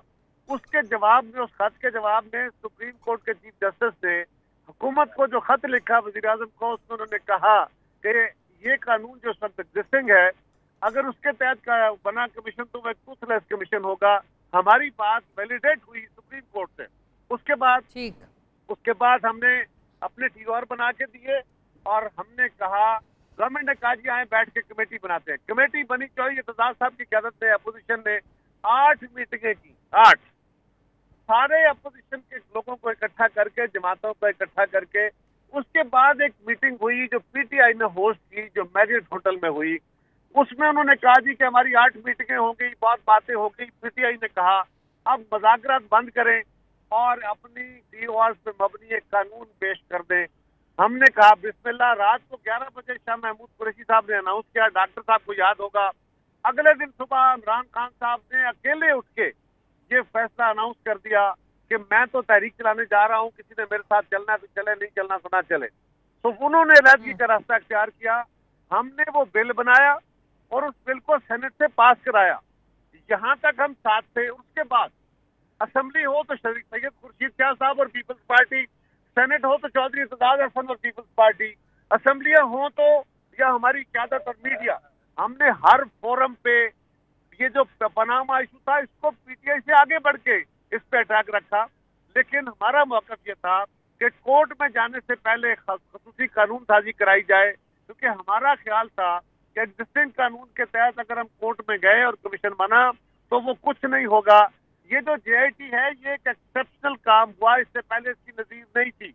तो हमारा नुक्ता नज़र गलत नहीं था। अब आखिरी बात यह है, डॉक्टर साहब कह रहे थे कि कमीशन बन जाता, पार्लियामान में मामला हल हो जाता। ये मामला पार्लियामान में हल नहीं हो सकता था, इसलिए कि ये मामला क्रिमिनल नेचर का था और इसकी वजाहत जरूर प्राइम मिनिस्टर पार्लियामान में कर सकते थे जो उन्होंने की, लेकिन वो एक्सेप्टेबल नहीं थी। इसकी क्रिमिनलिटी को जज करने के लिए कोर्ट में ही जाना था। हमारा मौक़िफ़ था कि पार्लियामान से वो बिल पास कराया जाए, वो कानून पास कराया जाए, ताकि हम इसको एम्पावर कर सके सुप्रीम कोर्ट को और इसको हदूदो क़यूद में ला सके इस केस को। वो मामला बड़ा वाज़ेह था। JIT एक अदालती फैसले के तहत बनी, ये एक अजीब नज़ीर थी और बड़ी कमाल की नज़ीर थी, बिल्कुल। लेकिन हमारे ख्याल, अगर ऑपोजिशन के बनाए हुए TORs पर कायरा साहब इन्वेस्टिगेशन होती तो यही नतायज होते। ये अपोजिशन के बनाए हुए TORs पे अगर कमीशन बनता तो यही, इससे भी शायद आगे चल के बात होती। हमने उसमें सारी क्लासेस प्रोटेक्शन डाली थी और वही चीज, उसी बैन ही आप देख लीजिए जो गवर्नमेंट, जो अदालत ने फैसला किया और जो हमारे TOR थे, हमारे TOR अदालती फैसले से पहले आए थे, JIT बनने से पहले आए थे। और जो JIT को TOR दिए गए, हमारे TOR बैन ही वो थे जो उससे पहले हम असेंबली में दे चुके थे और उस पर मुश्किल हमारा वो बिल है जो सेनेट से पास हो चुका है। तो ये कहना है कि पीपल्स पार्टी अचानक आ गई, पीपल्स पार्टी किसी जगह थी नहीं, सिवाय अदालत में जाने के। और अदालत के दौरान क्या नहीं हुआ, कौन कौन सा इशू है जिसपे असेंबलियों के अंदर या असेंबलियों के बाहर या मीडिया में, जलसों में पीपल्स पार्टी की क़यादत ने, हमारे कारकुनों ने, साथियों ने इस मामले को PTI से आगे नहीं उठाया, गवर्नमेंट को उसके लत्ते नहीं लिए। ठीक है, बहुत शुक्रिया, बहुत शुक्रिया कायरा साहब। हिलाली साहब, सवाल एक करना चाहती हूँ कि वो नैब जो अदालती रिमार्क्स के मुताबिक वफात पा चुका, अब वही नैब क्या शरीफ ख़ानदान के ख़िलाफ़ जो है वो न्यूट्रल होकर गैर जानिबदाराना तौर पर कार्रवाई कर सकेगा? शॉर्ट आंसर है इम्पॉसिबल।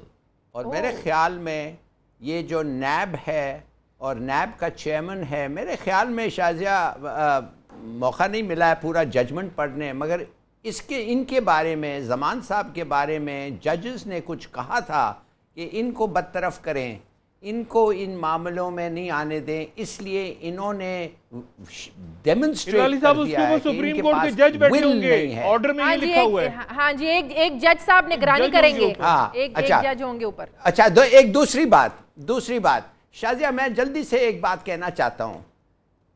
देखिए, हिजाजी साहब के खिलाफ एक FIR है। हिजाजी साहब आपको बता रहे हैं, और ये 7 दिन में मेरा गेस है कि उन्होंने बता दिया कि ये किसके कहने पे क्या किया। अब वो जो बंदा है, उसका नाम नहीं लेना चाहता because I am not certain, मगर इट इज़ ऑब्वियस, इसलिए कि हिजाजी साहब ने रमज़ान शुगर मिल्स अपने लिए तो नहीं किया, तो किसके कहने पे किया? मैं ये जानना चाहता हूं उस डॉन को, हाँ उस डॉन को उसका भी मिल नहीं है। मिसाल के तौर पे जिन्होंने उनको ऑर्डर किया, जो उनको कंट्रोल करते हैं, वो आदमी का भी मिल नहीं है, वो मिल है किसी और का, और वो साहब हम सब जानते हैं। मैं ये जानना चाहता हूं कि क्यों नहीं हमारे इन्वेस्टिगेशंस लॉजिकली प्रोसीड करते हैं टू दैट पॉइंट। शायद डॉक्टर साहब बताएंगे क्या बात क्या है कि हमारे लोग रुकावट आ जाती है। हिजाजी को पकड़ सकते हैं, उसके डॉन को आप नहीं पकड़ सकते, और उस डॉन के डॉन को आप नहीं पकड़ सकते। हालांकि एक दफ़े आपने जब FIR फाइल कर दिया हिजाजी के खिलाफ, आपको पूरा हक है कि to take it right up जिधर तक। लेकिन आज के फैसले के बाद तो नजर आ गया कोई भी आइन और कानून से बालातर नहीं है। सजाद मीर साहब, आज जब सुप्रीम कोर्ट का फैसला है, उसके बाद हमने देखा कि अवामी वो रिएक्शन नजर नहीं आया मुस्लिम लीग नून के वर्कर की जानिब से, अवाम की जानिब से, जो कहते हैं कि हमें अवाम का मैंडेट है, हम अवाम की अदालत में वापस जाएंगे। आपको लगता है कि अवाम में भी अब अवेयरनेस आ गई है कि कोई करप्शन का ऐसे हुआ नहीं करता। अच्छा, भुट्टो को जब फांसी हुई थी ना, उस फांसी के दिन हम इस बात पे उदास हुए थे, हम तो मुखालिफ थे ना, कोई मैदान में निकला ही क्यों नहीं है। 7-8 दिन तक कोई 1-2 वाक़या जो हुए भी थे वो डिलेड हुए थे। अच्छा, ये इतनी इंपॉर्टेंट बात नहीं है कि लोग निकले हैं कि नहीं निकले, लोग डिप्रेस हैं, वो तो बेचारे, वो तो किसी और मूड में हैं। और ठीक कहा डॉक्टर सन में भी कि वो इनकलाबी जमात नहीं है। माजरत के साथ अवामी तहरीक के सरबराह डॉक्टर ताहिरुल कादरी साहब इस वक्त हमारे साथ मौजूद हैं, उनसे बात करते हैं। अस्सलाम वालेकुम डॉक्टर साहब। वालेकुम अस्सलाम। डॉक्टर साहब, इस फैसले को, इस दिन को कैसे देखते हैं आप? कितना बड़ा तारीखी दिन है, तारीख में याद रखा जाएगा आज का दिन? डेफिनेटली ये बहुत बड़ा तारीखी फैसला है और तारीख में याद रखा जाएगा। सुप्रीम कोर्ट ऑफ पाकिस्तान ने जी जो हक है अदालत उज़्मा का, वो हक अदा किया है।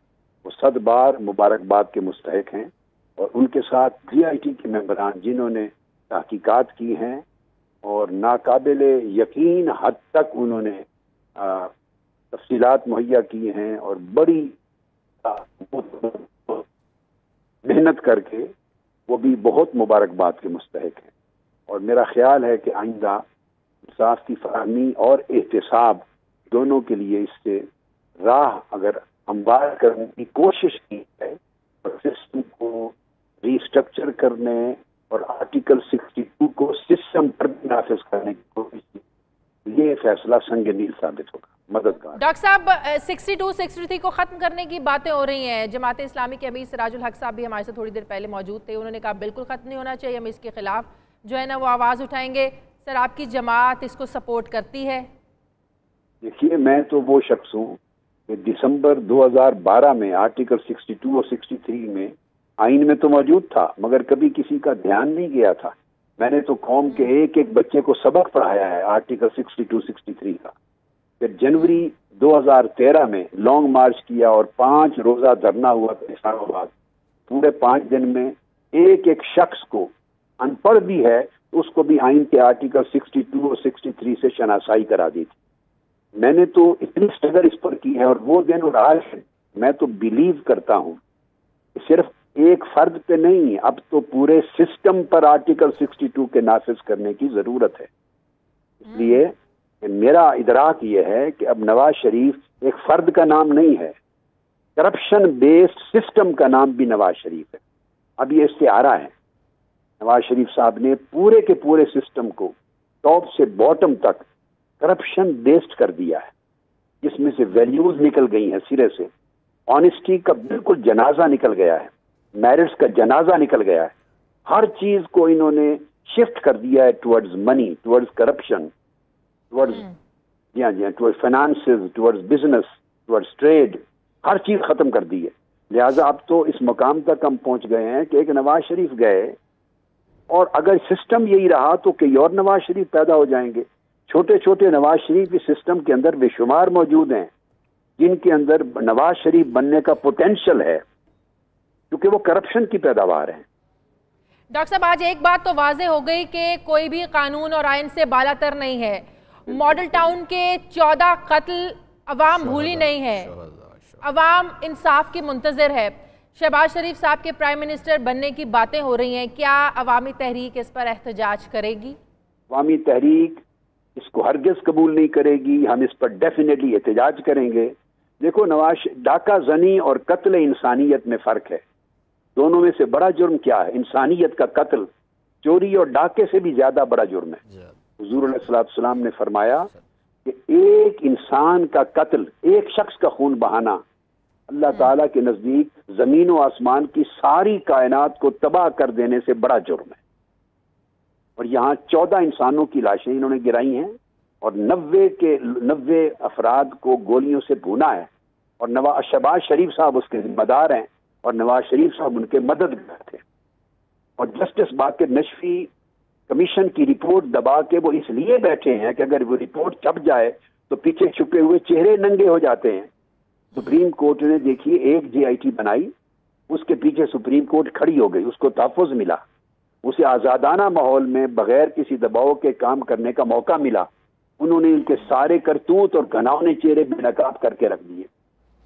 तो इसी JIT को ऑर्डर कर दें और मॉडल टाउन के लिए भी इस केस पर यह JIT बन जाए तो यहाँ डाकू पकड़े गए हैं, वहाँ कातिल पकड़े जाएंगे। हम तो इंसाफ की जंग लड़ रहे हैं, धक्के खा रहे हैं। इन्होंने इदारों को इस काबिल नहीं रहने दिया कि वहां से इंसाफ और कानून किसी को मुयसर आ सके। लिहाजा अगर हमने इंसाफ के रास्ते पूरे पाकिस्तान के लिए, अवाम के लिए, मजलूमों के लिए, कमज़ोरों के लिए खोलने हैं तो हमें यही आर्टिकल 62 जो आज जिसका निफाज किया है सुप्रीम कोर्ट ने और इब्तिदा की है, ये इब्तिदा है, अभी इंतहा नहीं है, इब्तिदा की है, तो ये आर्टिकल 62 पूरे निज़ाम की तत्हीर के लिए भी लगाना पड़ेगा।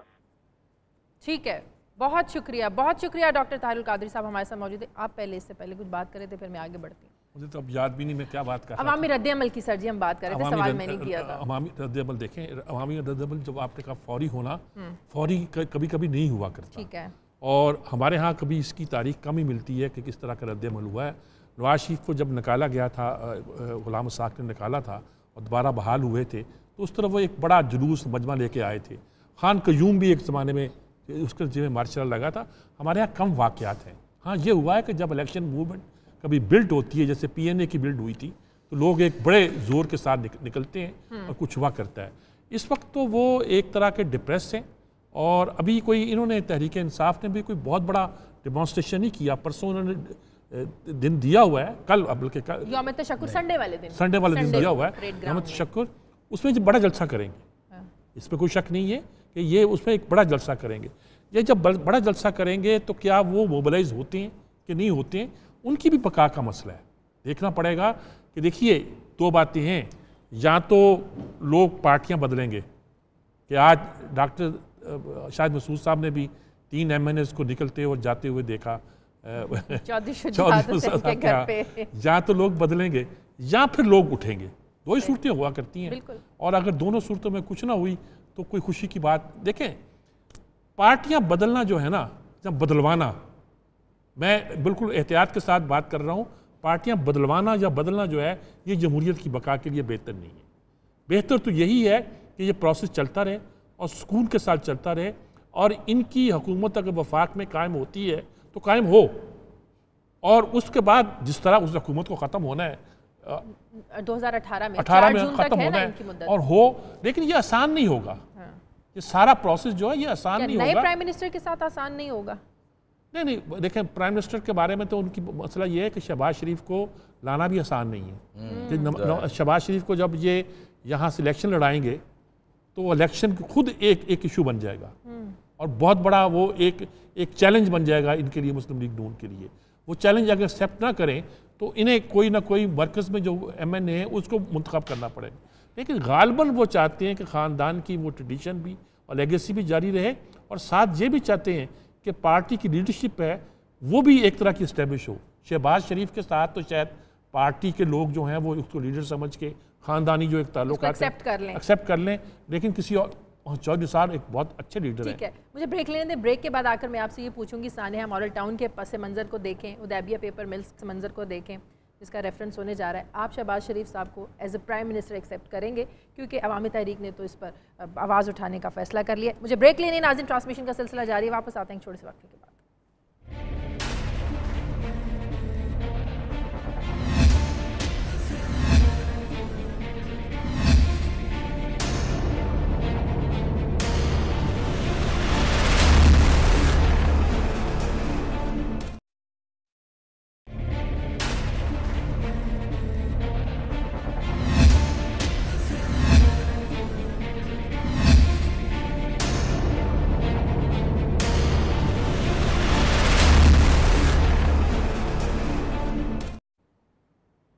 ब्रेक के बाद खुशामदीद।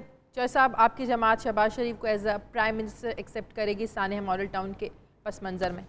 देखिए शाज़िया, पहली गुजारिश तो ये है कि 45 रोज़ में शहबाज शरीफ अपने आप को क्लियर ही नहीं कर सकेंगे। उनके ऊपर रेफरेंस सुप्रीम कोर्ट ने डाल दिया है, वो नैब में पेश हो रहे होंगे और या जमानतें करा रहे होंगे या गिरफ्तार होंगे। तो मुझे समझ ही नहीं आई कि ये फेक कॉल क्यों दी है शहबाज शरीफ की, नून लीग ने क्या करना चाहते हैं। दूसरा यह है कि जितने डिक्लेरेशन उनके बारे में आज की सुप्रीम कोर्ट के फैसले में आ गए हैं, जिस पिटीशन को यानी उन्होंने डेफर कर दिया था, हम उस पिटीशन को दोबारा लाहौर हाई कोर्ट में लेकर जा रहे हैं उन डिक्लेरेशंस की बुनियाद पर कि जिनके अंदर इनकी ये सारी हुदैबिया की कार्रवाई भी मौजूद है और उसके अलावा जो हल्फ से इन्होंने अपने रूगर्दानी की है वो भी मौजूद है।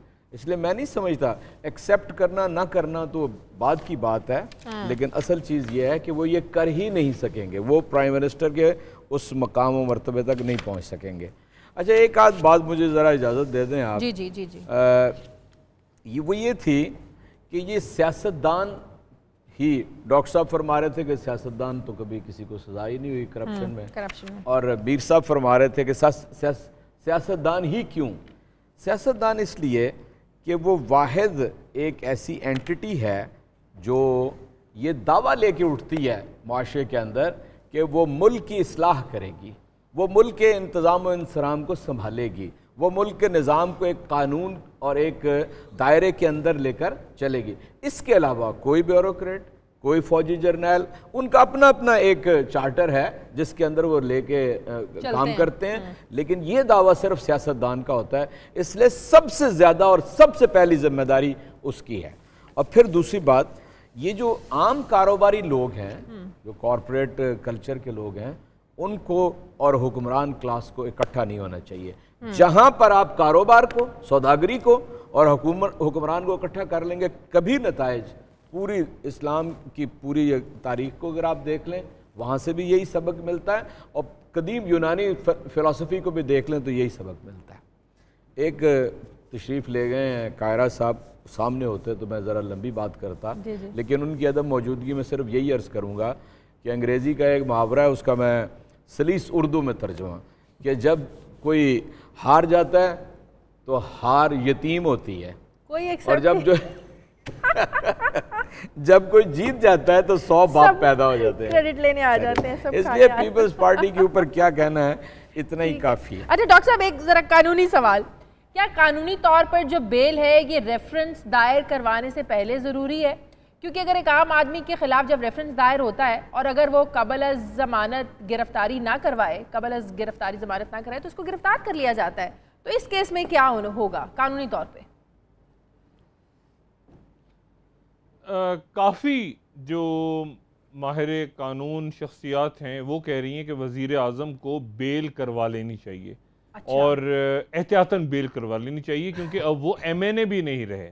हाँ। एक बात। दूसरी बात, मैं यहाँ पे शाजी आपको सिर्फ एक बात यहाँ पे पूछना चाहूँगा सबसे, कि ये जो जुडिशल मार्शल लॉ की बात हो रही है, जुडिशल मार्शल लॉ या अदालत, मुझे बताएं कि जब सुप्रीम कोर्ट पे हमला हुआ था उस वक्त तो जहांगीर करामत साहब थे और उस वक्त नाअहल हो जाते वजीर आजम अगर जजों के दरमियान ब्रीफ केस तकसीम ना होते। यानी जो आज फैसला आया है ये तो 90 की दहाई में आ रहा था, तौहीन अदालत लग रही थी सज्जाद अली शाह। अगर जज तकसीम ना होते और दो, तो उस वक्त क्या मामला था? देखिए ना, उस वक्त कौन सी साजिश हो रही थी? उस वक्त तो सीधा सीधा ब्रीफ केस गए थे और जज टूट गए थे। इस दफा जजों ने चूंकि स्टैंड नहीं लिया तो ये जुडिशल मार्शल लॉ हो गया। ये फैसला तो 98 में आ रहा था। उस वक्त मुझे बताया ना, उस वक्त कौन सी साजिश थी? उसमें तो जज टूट गए थे। जजों ने आधों ने ब्रीफ केस ले लिए थे, आधों ने इनकार कर दिया था, और फौज जो थी उसने 190 उसने कहा था कि हम आर्टिकल 190 पे साथ नहीं दे रहे सुप्रीम। उसमें कौन सी साजिश थी? ये आज का फैसला तो 13 साल बाद आया है या 15 साल 20 साल बाद आया है। ये तो उस दिन आ गया था फैसला, अगर ब्रीफ केस तकसीम ना होते कोयटा में। ठीक है। ज़फ़र इलाही साहब, अब PTI को इसका कितना क्रेडिट मिल सकता है 2018 के इलेक्शंस में? 36 सीटें आपकी कौमी असम्बली में, सर ये सीटें बढ़ सकती हैं क्या? अवाम में इन्होंने वो जो अवेयरनेस पैदा करने की कोशिश की है करप्शन के खिलाफ, क्या इसका फ़ायदा 2018 में पाकिस्तान तहरीक इंसाफ उठाएगी?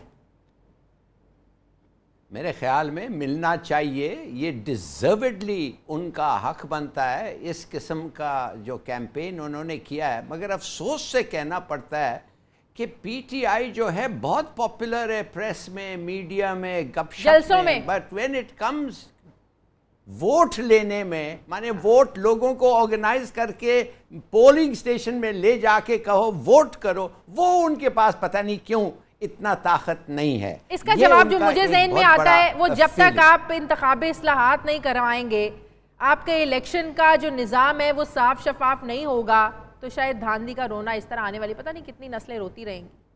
अब इन्हें इलेक्टोरल रिफॉर्म्स एक और की वजह आवाज़ उठानी है। शाजिया, एक और वजह है। देखिए, ये बड़ी ज़बरदस्त काम किया है इमरान खान ने करप्शन के बारे में, मगर मैं इसके एक दो चीज़ें इजाज़ चौधरी साहब को उनको आप पहुंचा दें। चौधरी साहब, 22,000 पाकिस्तानी हैं इस वक्त इस मुल्क में जिनका नाम FIA के पास है, जिनके एसेट्स जो हैं वो बाहर हैं, पाकिस्तान से बाहर हैं। 22,000, कुछ नहीं हो रहा है। मैं आपको बताऊं, एक आदमी है स्टॉक एक्सचेंज का 7 लाख का कुर्बानी देता है और उसके घर से 2 सड़क के फासले पे एक फैमिली है जो उनको खाना नहीं मिलता है खाने के लिए। ये जो मूवमेंट है फॉर अकाउंटेबिलिटी, इस मूवमेंट को चौधरी साहब आप समझे, लोग चाहते हैं रिजल्ट्स। लोग ये देखना चाहते हैं कि जो लोग उनको लूटते हैं वो सड़कों पे फिरते रहते हैं इसलिए कि उनका सजा हो रहा है।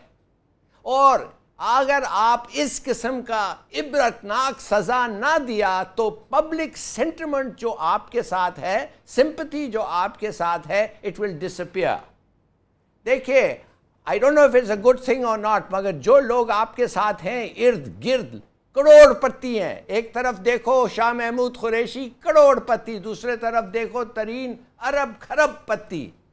मैं ये जानना चाहता हूं कि इन लोगों के और इनके इन्होंने भी गलती की होगी, क्या आप ठीक कर सकते हैं? आई मीन, देखिए, लोगों को, लोग नहीं चाहते कि आप कानून को अमल करें, लोग चाहते हैं इंसाफ हो।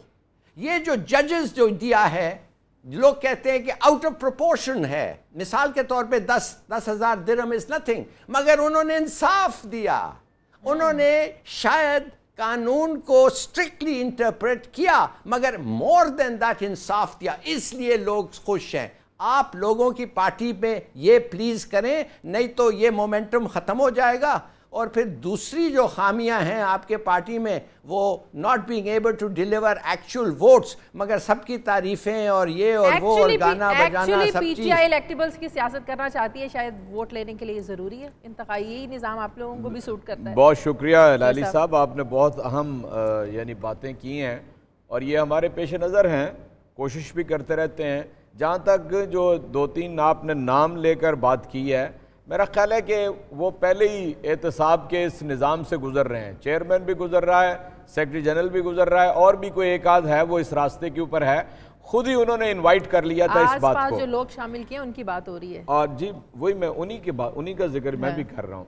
तो चुनाचे ये तो मेरा ख्याल है कि विद इन पार्टी भी ये हर वक्त जारी रहती है बात, और ये बाहर भी जारी है। और जब तक मैं आपसे इत्तफाक करता हूँ, मैं यहाँ तक कहता हूँ कि केपी के गवर्नमेंट ने अगर एक मौसर एहतसाब कमीशन बनाया होता, ये कौन कह रहा है, एजाज चौधरी, जिसने कल जाके फिर अपने वो जो क्लोज लीडर्स का ग्रुप है उसमें बैठना है, ये पब्लिकली कह रहा हूँ, तो हालात बहुत बेहतर होते। हम डिमॉन्स्ट्रेट कर चुके होते कि एहतसाब जब होता है तो ये हो रहा होता है। मैं तो इस कदर इसके ऊपर यानी कारबंद और कारफरमा हूँ कि मैं ये बात पब्लिकली कहने के लिए भी हिचकिचाता नहीं हूँ, और मैं ख़ुद भी चाहता हूँ पार्टी के अंदर भी पार्टी के बाहर भी इसी जज्बे के तहत आगे बढ़ा जाए। और जब लोगों के सामने डिमॉन्स्ट्रेट होगा तो फिर उनका जज्बा मज़ीद बढ़ेगा, वो पीछे नहीं जाएंगे। जो इस वक्त हमदर्दी की लहर तहरीक इंसाफ के लिए सामने आई है, वो इसीलिए आई है कि बड़े आदमी का एहतसाब हुआ है डॉक्टर साहब से माजरत के साथ, और आम आदमी को इससे खुशी पैदा हुई है, खुशी पैदा हुई है। ये असल में बुनियादी चीज़ है। एक मैं ज़रा रेफ़र कर दूं, ये जो आपका पूरा पैनामा का केस है ना, इसमें 2 फैक्टर्स को आप कभी ना भूलें। एक तो पूरी तरह अवाम को तहरीक इंसाफ ने मोबिलाइज रखने की कोशिश की, बिल्कुल, और सड़कों के ऊपर रहे, छोटे जलसे किए, बड़े किए, जैसा भी किया हमने इसको। और दूसरा, पाकिस्तान एक तब्दील शुदा पाकिस्तान है, हम सब समझते हैं, सब मीडिया से मुतल्लिक लोग बैठे हैं। ये वाइब्रेंट मीडिया जो है, ये 20 साल पहले वाला पाकिस्तान नहीं है, 15 साल पहले वाला भी नहीं है। ये बिल्कुल एक मुख्तलिफ पाकिस्तान है जिसमें पूरी एक क्लास पैदा हो गई है। रोज़ाना 100-200 टॉक शो होते हैं और उसमें 400-800 लोग उसके अंदर आके बात करते हैं, और रसाई आम आदमी तक इसकी हो गई है। मैं नहीं समझता कि अब जो पुरानी रील हम चलाया करते थे ना, वो अब ये पाकिस्तान के अंदर चल सकती है। अब बात आगे बढ़ेगी, पीछे नहीं हटेगी। सजाद मीर साहब, जलसों में, टॉक शोज़ में, कैंपेन्स में, सड़कों की सियासत में कामयाब पीटीआई, जो बात अभी हिलाली साहब कर रहे थे, जब वोट लेने वाले मैदान में जाती है तो पीछे क्यों रह जाती है? एक चीज़ है जिसको आजकल वेस्ट में पोस्ट ट्रूथ कहते हैं, बाद सदाकत कहते हैं, कि हमने तय कर लिया होता है कि हमारी सच्चाई ये है, एक सच्चाई मेरी होती है, एक सच्चाई उनकी होती है, जो साहब की। हम अपनी अपनी सच्चाइयों के हक में दलाइल ढूंढते हैं, ठीक है, यानी हम सच्चाइयाँ नहीं ढूंढते, सच्चाइयाँ हमारे पास पहले से मौजूद होती हैं, हम उनके हक में दलाइल ढूंढते हैं। ये ट्रम्पिज़म इसी का नाम है। ये दुनिया में जितने फिनोमेना आजकल परेशान हो रहे हैं कि एक इंतहा पर एक बैठा होता है, दूसरी इंतहा पर दूसरे बैठे होते हैं।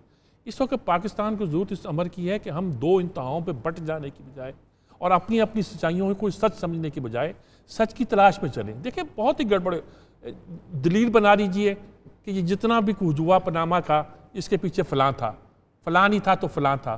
लोकल इस्टेब्लिशमेंट थी, जिसे नेशनल इस्टेब्लिशमेंट कहते हैं, इंटरनेशनल इस्टेब्लिशमेंट थी, जज भी आज़ाद नहीं थे, फैसला किस मैं कहता हूँ आप बना लीजिए। और यहाँ ये कह लीजिए कि अगर कोई एक्ट कर रही थी फ़ौज तो वो भी इंडिपेंडेंट नहीं थी, इंटरनेशनल कुव्वतें काम कर रही हैं, सी पैक आ गया है और पनामा और अब अफ़गानिस्तान के मसाइल पैदा हो गए। कुछ कर लीजिएगा, लेकिन असल बात यह है कि अगर हमारे यहाँ ये शऊर पैदा हो जाए कि हमें अपने मसलों को खुद तय करना है, बजाय किसके कि हम अपना पॉइंट ऑफ व्यू बना के अपनी फिक्सेशन उस पर कर लें। हमें तलाश करना है कि हमें किस तरफ जाना है। रास्ता आसान नहीं है अभी, यानी अगर हम इस पर डट के एहतसाब हमने कर लिया है और बेशुमार लोगों को छोड़ दिया। शुरुआत हुई है, देखिए ये आपसे बात होगी 4-6 महीने बाद कि शुरुआत हुई है या ये बैठे में इनको पकड़ेंगे। नहीं ये नहीं, ये बेचारे तो बहुत कोशिश करेंगे। ये सोसाइटी, ये जो एक तबका है, ये एहतसाब नहीं होने दे रहा। मसला तो ये रोना उन्हीं का है। ये तो एक काबू आ गया तो उसका एहतसाब हो गया, अब उस चक्कर में कितने बच गए इसका कोई हिसाब नहीं। ठीक है, मुझे ब्रेक लेनी है, ट्रांसमिशन का सिलसिला जारी आते हैं एक छोटे से वक्फे के बाद।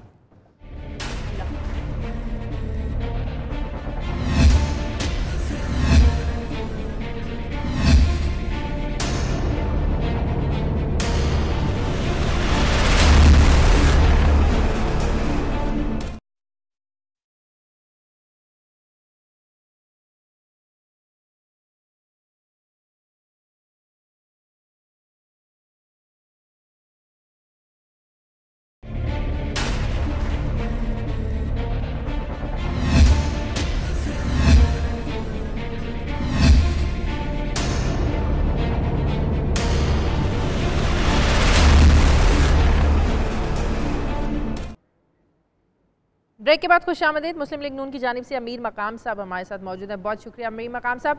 सुप्रीम कोर्ट के फैसले के बाद क्या अब ये कहा जा सकता है कि कोई भी शख्स पाकिस्तान में चाहे छोटा है बड़ा है किसी भी ओहदे पे है, आइन और कानून से बालातर नहीं है, कानून सबके लिए एक है। आज के फैसले के बाद ये चीज़ साबित हो गई, वाज़ेह हो गई। बात तो ये है कि अल्लाह करे सबके लिए एक हो जाए मैडम, अल्लाह करेगा सबके लिए एक हो जाए। इस तरह है नहीं जिस तरह आपने कह दिया, अल्लाह करे सबके लिए एक हो जाए। ये एक अजीब सा फैसला है, एक बिल्कुल सबके लिए हैरत की है कि आपकी दुबई में आपके बेटे की कंपनी है और उसमें आपका नाम चेयरमैन आप थे और आप तनख्वाह ले रहे थे, नहीं ले रहे थे, आपने कुछ बारों में इशू नहीं किया। मैं चैलेंज से कहता हूँ जितने पार्लियामेंटेरियन है सबके वही गोशवारे और फॉर्म वगैरह निकाल लें, उसमें से 99% भी अगर इसी हिसाब किताब पर चल पड़े सारे नाहल हो जाएंगे कि ये लिखा है ये नहीं लिखा है। पाकिस्तान के मुंतखब वज़ीर आज़म उस पर कोई बड़ा चार साबित नहीं हो गया कि कोई चोरी की है, करप्शन की है, डाका डाला है या कोई पाकिस्तान में उसने क्या किया है, कोई बात साबित नहीं होगी। ये बात डाली कि आपने यहाँ लिखा नहीं है तो आप नाहल हो गए। ये कोई अजीब बात है। तो पाकिस्तान के लिए सियाह तरीन दिन है आज। और मैं कहता हूँ कि अल्लाह करे कि वही जजेस की तौफीक सारा हो कि सबके लिए एक अच्छी बात है कि सबके लिए हो जाए, मगर इधर होगा नहीं। अमीर मकाम साहब, जजमेंट में वाज़ेह तौर पे लिखा है कि प्राइम मिनिस्टर साहब, फॉर्मर प्राइम मिनिस्टर साहब 62-63 पर पूरा नहीं उतरे, सादिक और अमीन नहीं रहे, उन्होंने झूठ बोला, कुछ भी साबित नहीं कर पाए, इसलिए उनको नाअहल करार दिया गया। पूरा मौका दिया गया, GIT में दिया गया, सुप्रीम कोर्ट में मौका दिया गया। प्लीज मुझे सर ये बुनियाद बनाए ना कि लंदन में क्या दुबई में आपकी बेटे की कंपनी थी और उसमें आप चेयरमैन थे और आप तनख्वाह ले रहे थे, नहीं दे रहे थे और आपने यहाँ गोशवारे में शो ही नहीं। तो इसके लिए पाकिस्तान के वजीर आजम को नाअहल करार देना इसी चीज पर, ये तो अजीब बात है कि सबके लिए एक चीज, अल्लाह करे कि सबके लिए एक चीज हो, अल्लाह करे कि सारे केसेस के लिए टाइम मिल जाए। जो इतने केसेस पड़े हुए मर्डर के और फ्ला के और बेचारे कई सालों से पड़े हुए, अल्लाह करे कि उसे टाइम मिल जाए और इस तरह हो जाए, मगर इस तरह है नहीं। ये कोई और चक्कर कोई बताता नहीं है, ना कुछ साजिशें बेनकाब करता है। बहुत शुक्रिया अमीर मकाम साहब। इससे बड़ी क्या बात है? साजिशें करने वालों का नाम आप लोग से बताया कभी नहीं, प्रेस कॉन्फ्रेंस में जिक्र जरूर सुनते थे कि कहीं से साजिश हो रही है, बैरूनी ताकतों पर डाल दी जाती थी, कभी अंदर साजिशें डाल दी जाती थी। बनने से गली कूचे में आप पूछते सवाल करें कि ये उसका गुनाह है और उस पर नाहल हुआ है, तो आप कहते हैं कि अजीब सा कैसे। बहुत शुक्रिया अमीर। ठीक है, बहुत शुक्रिया अमीर मकाम साहब आपका। डॉक्टर साहब, मुस्लिम लीग नून के लिए तो बड़ा अजीब सा फैसला है, अजीब सा केस था, वो तो जाहिर एक्सेप्ट नहीं कर पा रहे, उनकी फीलिंग्स को हम समझ सकते हैं। डॉक्टर साहब, कुछ दिन पहले भारत के मीडिया में ये खबरें आ रही थी पनामा केस के फैसले को, प्राइम मिनिस्टर साहब की डिस्क्वालिफिकेशन को, उनके जाने को जोड़ा जा रहा था मसला कश्मीर से, जिससे ये तासुर दिया जा रहा था कि शायद मोदी साहब खुश नहीं हैं कि प्राइम मिनिस्टर साहब, वज़ीर आज़म साहब जो है वो नाअहल हों। आपको क्या लगता है कि मोदी साहब के क्या कंसर्न्स थे जिनका जिक्र जो है वो भारतीय मीडिया कर रहा था? देखें, एक बात तो बिल्कुल दुरुस्त कह रहे हैं अमीर मकाम साहब हों या सज्जाद मीर साहब हों या तमाम लोग, एक बात पे तो सबका इत्तेफाक है कि एहतसाब सबका होना चाहिए और सबका होगा। सज्जाद मीर साहब जो कह रहे हैं कि चंद महीनों बाद हम देखेंगे, देखिए अभी इशू अभी पिटीशंस तैयार हो रही हैं।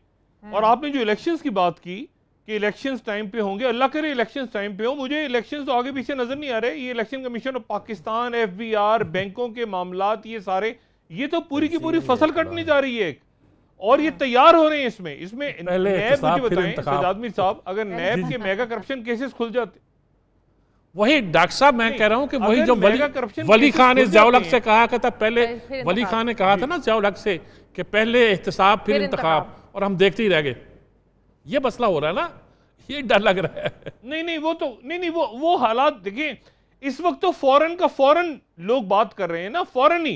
यानी आप देखिए ना, इस वक्त एक खानदान की बात तो नहीं चलेगी ज्यादा, फौरन ही ये इशू खड़ा होगा कि सिंध में क्या हो रहा है, फौरन इशू खड़ा होगा कि फलाने के मेगा करप्शन केसेस क्यों नहीं खुले, ये कर्जे माफी स्कीम कहां गई, ये प्रेशर तो बिल्ड होगा। और इसको ये इस तरह से नहीं है कि यहाँ पर कोई 4-6 महीने बाद, ये फौरन ही शुरू हो जाएगा, और हो चुका है शुरू। लोग कहेंगे कि भाई इसको भी पकड़ो, उसको भी पकड़ो, पैमाना सेट करो। तो इसलिए ये जो बात है, मेरा ख्याल है, और मुझे मतलब अंदाजा लगा सकता है इंसान कि ये 77 वाला दौर अब नहीं है। अब मीडिया में खुल के बात भी हो रही है, लोग सारा। दूसरी बात जो है वो ये, मैं आपको शाजिया बताऊं, इलेक्शन जो है वो मुझे होता नजर नहीं आ रहा। ये लोग, इनमें से बहुत से लोग दोबारा पार्लियामेंट में आते नजर नहीं आ रहे, बहुत से लोग। आप मुझे ये बताएं कि बिल्कुल अमीर मकाम साहब ने सही कहा कि लोगों ने बाहर जायदादें रखी हुई हैं, ये जफर हिलाली साहब ने बिल्कुल दुरुस्त कहा। सबने, क्या हमें नहीं पता जायदादें क्या रखी हुई हैं? हुकूमतें बाहर से चल रही हैं, सिंध हुकूमत दुबई से चल रही है, अकामे को छोड़ें आप। बात यह है कि हम तो अक्रॉस द बोर्ड अकाउंटेबिलिटी की बात कर रहे हैं कि सबकी होनी चाहिए। अच्छा, सियासतदानों की क्यों बात, जजों में, मैं सिर्फ एक जुमला कह दूं, सियासतदानों की बात हम इसलिए करते हैं कि उन्हें हम वोट देके चुनते हैं। मैं अपने इलाके से चुनता हूं अपने एमएनए को, मैं उसको पकड़ सकता हूं। क्या आर्मी चीफ को मैं चुनता हूं वोट देके? आर्मी चीफ को तो चुनते हैं वजीर आजम। बिल्कुल। क्या मैं जजिस को मैं चुनता हूं वोट देके? जिनको मैं चुनता हूं उनसे मैं पूछ सकता हूं। राही शरीफ साहब या कमर बाजवा साहब या असलम बेग साहब, या इनको तो वजीर आजम लाए थे। बात यह है कि मैं तो वजीर आजम से पूछ सकता हूं ना, मैं अपने एमएनए से पूछ सकता हूं। या आप मुल्क का आइन चेंज कर दें, कोई सदारती निजाम, कोई और निजाम ले आए। इस निजाम में तो मैं अपने सियासतदान से ही पूछूंगा ना। बिल्कुल सही कि भाई आप मुझे बताइए, आपका ये बजट, आप सड़कें कहां गई मोहल्ले में, ये अच्छा। और इंडिया की बात मैं आपको बताऊं, 2 साल से मर गए हम कह के, बल्कि 4 साल से मर गए। वजीर आजम साहब ने वजीर खारजा ही नहीं लगाया पाकिस्तान का। कलबशन यादेव का मजाल है जो नाम लिया, पीआईडी में रोज कॉन्फ्रेंस होती थी, धमाके हो गए, मर गए लोग, दहशतगर्दी हो गई। कभी आपने सुना कि पीआईडी के अंदर दानियाल अजीज साहब और बाकी लोग आए हों दहशतगर्दी को कंडेम करने? नहीं, इमरान खान को गालियां। बात यह है कि आप मुल्क के कोई किसी किस्म, इसाक डार साहब से मर गए हम कह के आप खुदा का वास्ता एक दफा क्लियर कर दें कि कर्जे इतने चढ़े हैं या नहीं चढ़े। जवाब इसाक डार साहब का आपने नाम लिया, पता नहीं इसाक डार साहब तो चले गए, इस मुल्क की मैशियत का क्या होगा? मुल्क की मैशियत अब कैसे चलेगी, ये भी बात समझने की जरूरत है। हमारी ट्रांसमिशन का वक्त खत्म हो गया, पैसा निकाल के वापस लाएं।